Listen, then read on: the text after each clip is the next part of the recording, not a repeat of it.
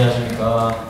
네, 데이터브릭스에서 근무하고 있는 SA 장우혁이라고 합니다. 반갑습니다. 이번 세션에는 데이터브릭스 앱스 쉽고 안전하게 만드는 데이터 애플리케이션에 대해서 말씀드리겠습니다. 데이터브릭스 앱스라고 하면은 데이터브릭스에서 모바일 어플리케이션을 하나 개발했나, iOS나 안드로이드로 뭔가 접근할 수 있는 걸 만들고 있는 그런 건 아니고요. 저희가 웹 애플리케이션을 만드시면 데이터브릭스 내에서 호스팅을 해드리는 서비스를 출시했다라고 이해해 주시면 되겠습니다. 요즘 버셀 같은 호스팅 서비스들이 있죠. 데이터브릭스에서 이런 웹 애플리케이션을 호스팅 하시게 되면 데이터브릭스에 이미 존재하고 있는 데이터 애셋들을 가지고 쉽게 연동할 수도 있고 여러 장점이 있을 걸로 예상이 됩니다. 먼저 간략히 소개를 해드리겠습니다. 데이터브릭스를 사용하고 계신다면 저희 노트북 대시보드 이미 잘 사용하고 계실 걸로 이해하고 있습니다. 노트북은 사실 코딩을 좀 할 줄 아는 엔지니어라면 참 좋은 툴이고, 그렇지만 비개발자들은 조금 접근하기가 어려운 것도 사실이죠. 그래서 저희가 대시보드를 통해서 미리 만들어진 시각화 그래프 같은 것들, 이런 것들을 통해서 KPI 같은 것들을 공유하기도 합니다. 그렇지만 이런 대시보드는 또 노트북하고는 달리 뭔가 좀 유연하지 못하다는 단점이 있죠. 그래서 저희가 이 애플리케이션으로 데이터브릭스 앱스로 데이터와 AI 모델에 대해서 좀 더 유연한 상호작용을 가능하게 만들어 드린다는 거예요. 당연히 자기가 웹 애플리케이션을 만드니까 유연하겠죠.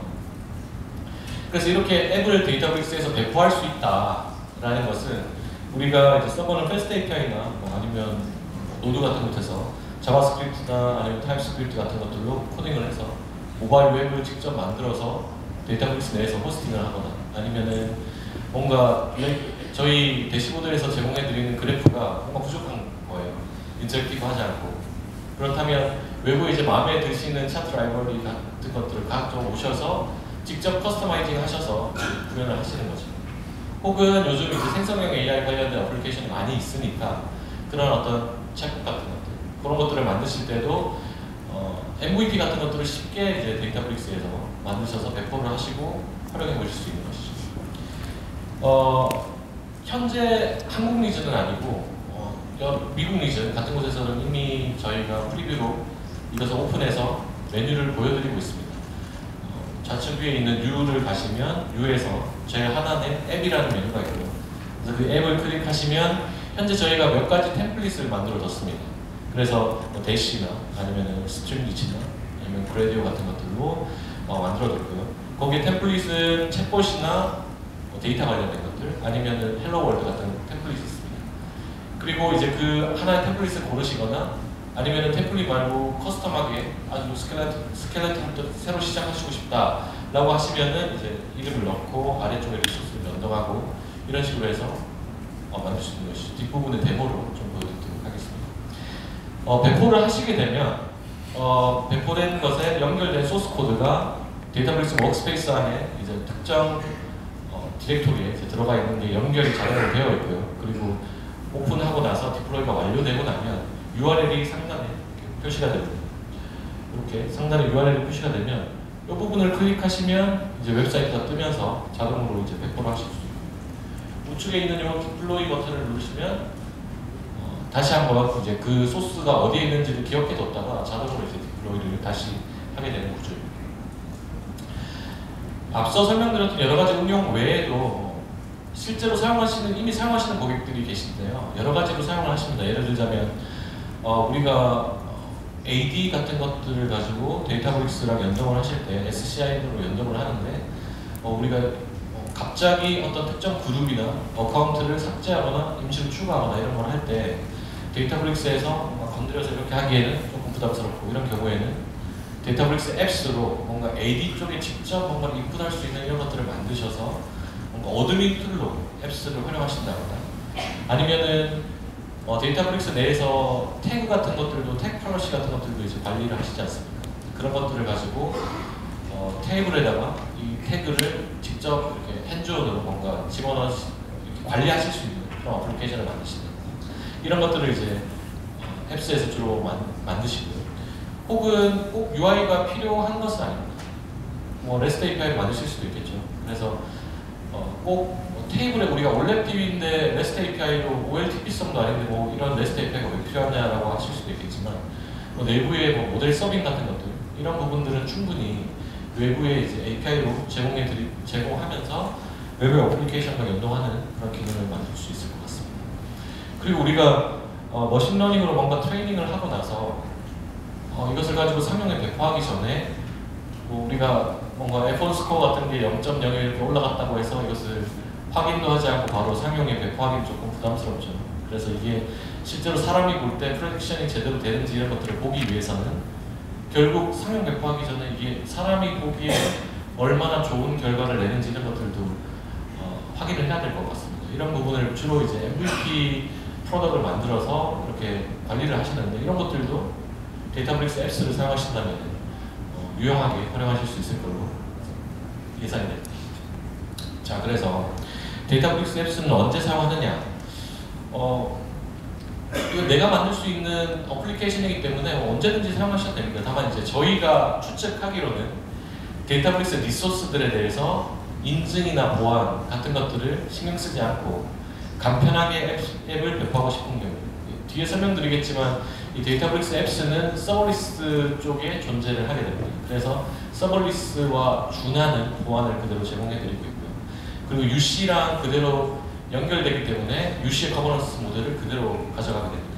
이 말은 곧 데이터브릭스 앱스를 통해서 접근을 하면 이 접근을 하는 유저가 가진 데이터브릭스의 접근 권한이 그대로 연결이 되어서 데이터 오브젝트를 접근하거나 접근하지 못하거나 이게 결정된다는 것이죠. 그리고 데이터브릭스 워크스페이스에서 현재 저희가 제공해드리는 기능이 좀 뭔가 부족한 경우에는 커스터마이징 하실 수가 있을 것 같고요. 그리고 설명드렸던 것처럼 간단한 MVP 모델을 만드신다거나 아니면 앱을 호스팅 하는데 뒷단에 이제 컴퓨팅 리소스를 매니지드로 관리하시고 싶은 경우 이런 경우에 앱스를 사용하시면 좋을 것 같습니다. 조금 더 상세히 들여다보겠습니다. 이 위치는 저희가 항상 말씀드릴 때 데이터브릭스는 컨트롤 플레인과 컴퓨트 플레인으로 나눠져 있다고 말씀드리고 있고요. 서버리스가 나오면서 저희가 데이터브릭스가 관리하는 클라우드 쪽에 이제 서버리스 영역이 별도로 존재하게 되죠. 이 영역 안에 데이터브릭스 앱스를 이제 호스팅하시게 되면 이 영역 안에 존재하게 됩니다. 이렇기 때문에 저희가 서버리스를 위해서 만들어둔 여러 가지 보안 모델을 그대로 따라가게 되는 것입니다. 조금만 더 상세히 스펙을 좀 보자면 현재는 vCPU 2개랑 메모리 6기가를 제공해드리고 있습니다. 좀 작죠. 저희가 이제 로드맵 상에서는 이것을 티셔츠 사이즈를 좀 조절할 수 있도록 지금 만들고 있는데 이것의 함의는 뭐냐면 뒷단에 뭔가 우리가 컴퓨팅 자원이 많이 필요한 것들은 잡으로 만들거나 아니면은 노트북 워크플로우로 이렇게 구성을 해두고 이 앱에서는 그 뒷단의 잡을 트리거링 하는 용도로 좀 많이 사용하셔라 라는 식의 의도를 좀 함의하고 있습니다. 그래서 이건 서버리스로 동작하기 때문에 그리고 뒷단은 저희가 쿠버네티스 클러스터 위에 그 멀티 에이지를 제공하는 컨테이너로 동작하게 되고요. 약간 DBR을 위해서 수행하시는 거랑 다르게 스파크 세션은 존재하지가 않습니다. 그래서 말씀드렸던 것처럼 복잡하고 메모리 집약적인 태스크들을 클러스터 작업으로 만들어 두시고 호출하는 형태가 필요할 것 같고 뒷단의 OS는 우분투를 사용하고 있고요. 롱텀 LTS 버전을 사용하고 있고 그리고 파이썬은 현재 3.11만 제공하고 있습니다. 근시일 내에 파이썬 런타임 환경을 좀 선택할 수 있도록 로드맵상에 포함이 되어 있고요. 그리고 우리가 앱을 수행할 때 디펜던시가 필요한 라이브러리들이 필요하지 않습니까? 그래서 그런 것들은 주로 requirement 텍스트에 이제 기록하게 되는데 이런 것들은 당연히 지원을 해서 배포하실 때 컨테이너 위에 올라갈 때 프리 인스톨을 하도록 되어 있습니다. 그리고 중요한 것은 데이터브릭스 안에 리소스들 있지 않습니까? SQL 웨어하우스나 아니면은 시크릿 같은 것들, 잡 같은 것들 이런 것들은 앱을 이제 배포할 때 리소스로 정의하게 되어 있습니다. 그래서 그 리소스를 정의를 하고 이게 어떤 예를 들면 SQL 웨어하우스냐라고 정의를 하고 이걸 변수화 시켜서 이것을 뒷단의 소스 코드에는 환경 변수로 가져가게 됩니다. 그래서 예를 들면 시크릿 같은 경우에는 우리가 패스워드나 이런 것들 민감 정보가 소스 코드에 들어가면 안 되지 않습니까?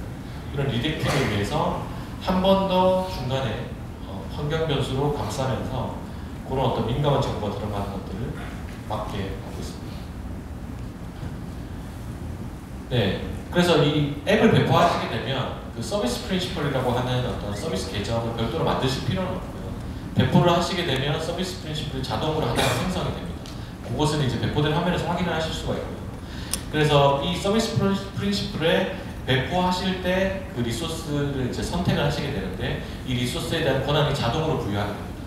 예를 들면 SQL 웨어하우스를 선택하시면 그 SQL 웨어하우스에 대해서 그 서비스 프린시플이 접근 권한을 가지게 되는 거죠. 당연히 우리가 지정하는 그 리소스들, SQL 웨어하우스는 이걸 배포하는 사람이 권한을 줄 수 있는 그 권한, 그란트를 할 수 있는 그 권한을 가지고 있긴 해야 됩니다.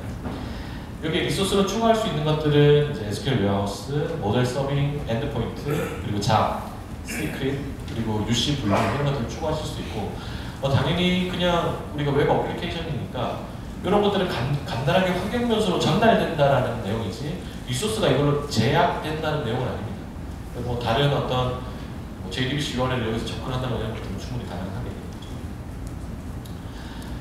네, 그래서 코드 안에서는 리소스를 접근할 때 예를 들면 이렇게 SQL 웨어하우스를 타입을 설정하고 SQL 웨어하우스라는 키를 가지고 넘기고 실제 이 키에 매핑되는 것은 이 우리 SQL 웨어하우스다 라고 하면 이 앱.yaml에서는 여기에 이제 만든 SQL 웨어하우스를 주면서 이것의 환경 변수 이름은 이거다 라는 식으로 이제 정의를 하게 됩니다.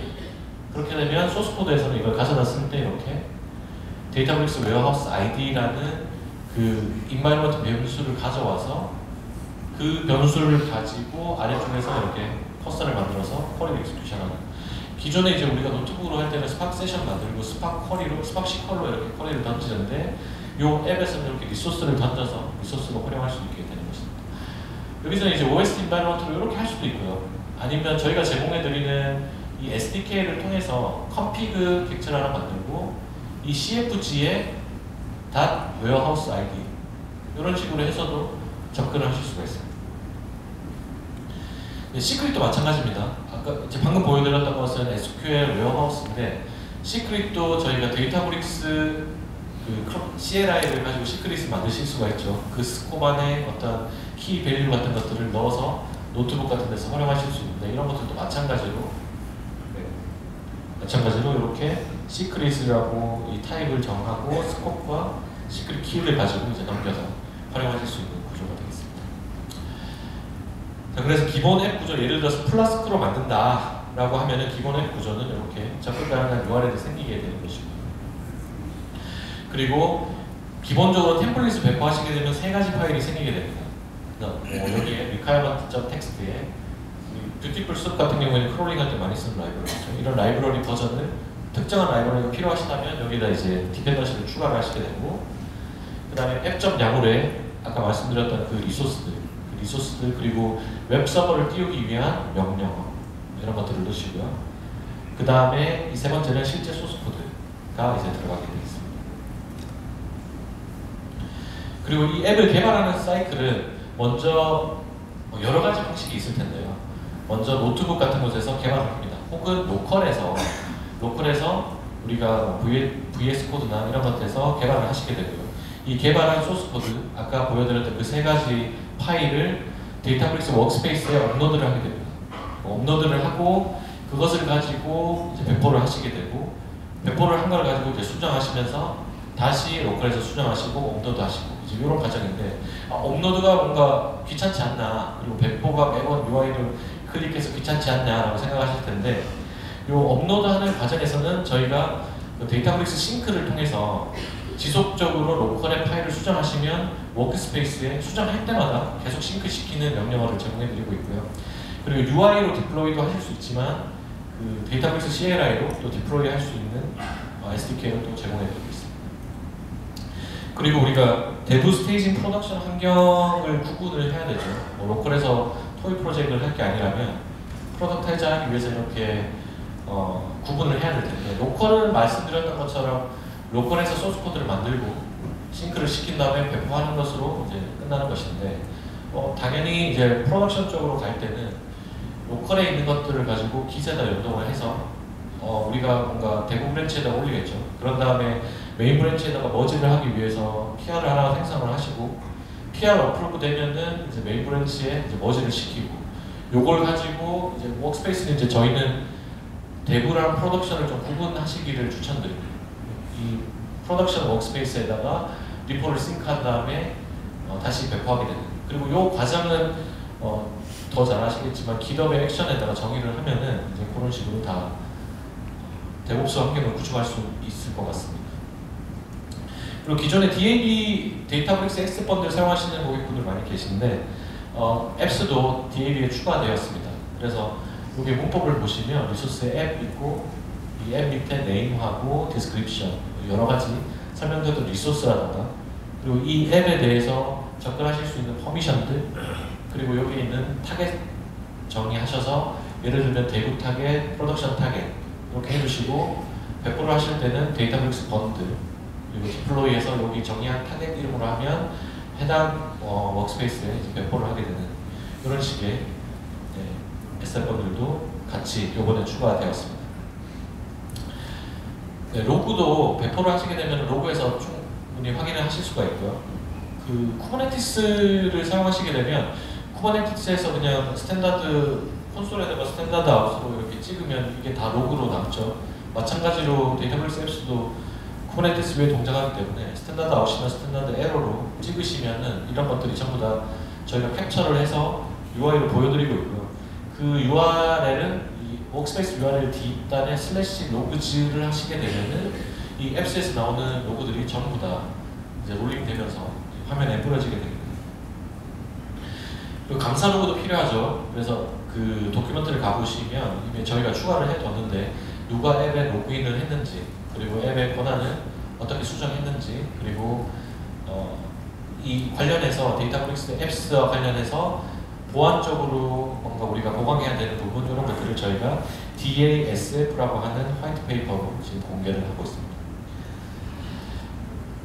지금 데모를 하나 보여드릴 텐데요. 제가 이때까지 설명드렸던 내용을 가지고 로컬에서 작업을 하고 로컬에서 작업을 할 때마다 이 리모트에 있는 데이터브릭스 워크스페이스에 싱크를 시키고 이렇게 함으로써 이제 배포를 하고 요 데모를 좀 보여드리도록 하겠습니다.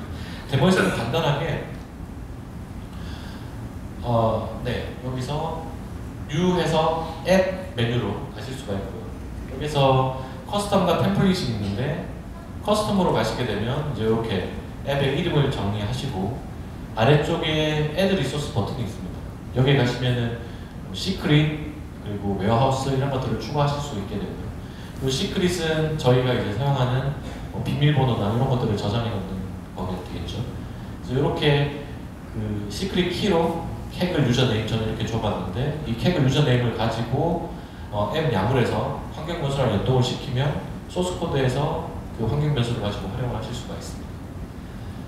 네, 지금 여기서는 커스텀에서 이렇게 하실 수 있다라는 걸 보여드렸고요. 그리고 템플릿에서는 이제 저희가 여러 가지 준비해뒀는데 대시, 플라스크, 그래디오, 샤이니, 스트립릿 여러 가지가 있습니다. 근데 여기에서 데이터 앱을 선택하게 되면 데이터 앱은 저희가 뒷단에 있는 DB 시커를 사용하기 때문에 SQL 웨어하우스를 무조건 이제 넣도록 이렇게 강제를 해뒀고요. 그래서 SQL 웨어하우스라는 리소스 키 이름으로 맵핑을 해서 이제 배포를 하게 됩니다. 제가 지금 요 시간을 좀 빨리 돌리게 했는데요. 최초 배포할 때는 저희가 서버리스 원풀에서 가져오긴 하지만 필요한 라이브러리를 최소한 설치를 하긴 해야 됩니다. 그래서 한 3분 정도 소요가 되고요. 배포를 한번 하고 나서 재배포를 하실 때는 쿠버네티스에 배포를 해보셨으면 아시겠지만 소스코드 바뀌면 한 6초, 7초 정도면 이제 배포가 됩니다. 그래서 지금은 최초 배포는 한 3분 정도 걸리고 두 번째 배포는 이제 빨리 되겠죠. 이제 앱이 배포가 끝났을 때 URL을 클릭을 하게 되면 이 경우는 이제 그래프로 택시 거리와 택시 비용에 대한 많이 쓰는 이제 뉴욕 택시 케이스죠. 그래프를 그리고 아래쪽에 표로 뿌린 겁니다.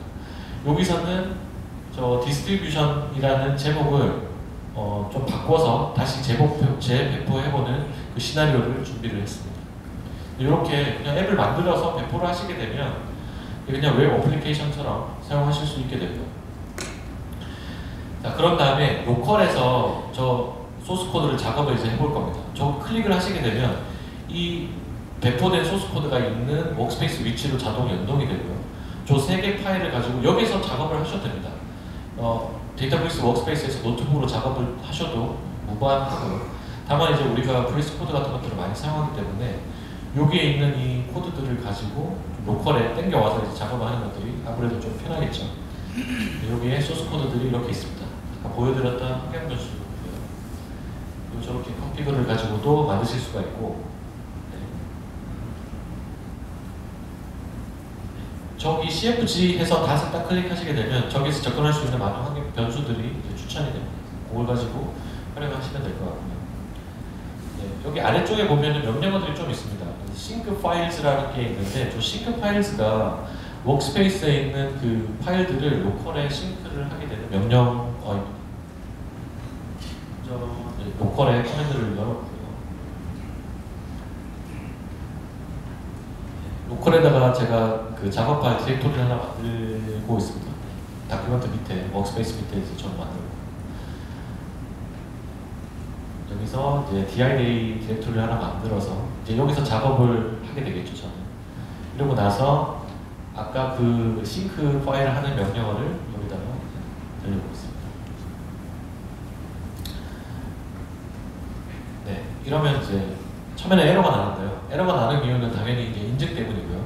인증을 통과하기 위해서는 데이터브릭스 오스 로그인을 한번 하셔서 프로파일을 하나 만드셔야 됩니다.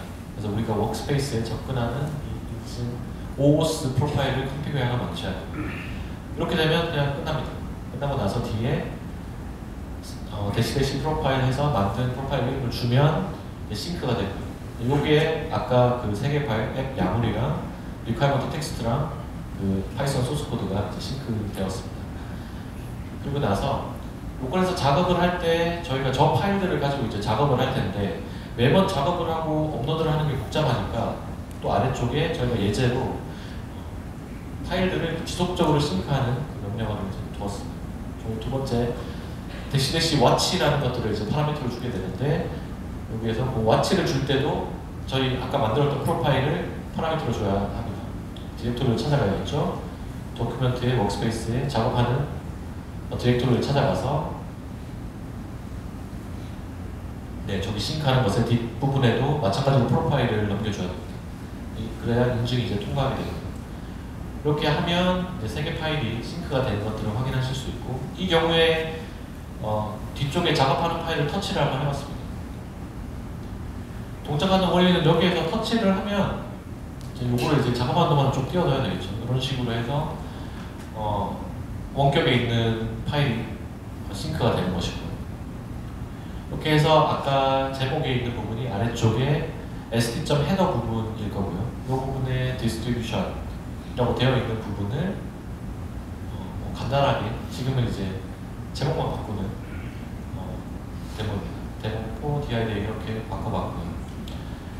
이것을 저장하고 저장만 하면 이제 원격의 워크스페이스로 당연히 싱크가 되겠죠. 싱크가 되고 이걸 이제 디플로이 하는 방법은 메뉴에 가셔서 여기 아래쪽에 명령어도 있고요. 제일 우측에 있는 저 디플로이를 클릭하시게 되면 매번 로컬에서 싱크를 해뒀기 때문에 그걸 가지고 이제 재배포가 당연히 일어나는 것이고, 그게 아니라면 아래쪽에 있는 명령어를 가지고 배포를 하시면 됩니다.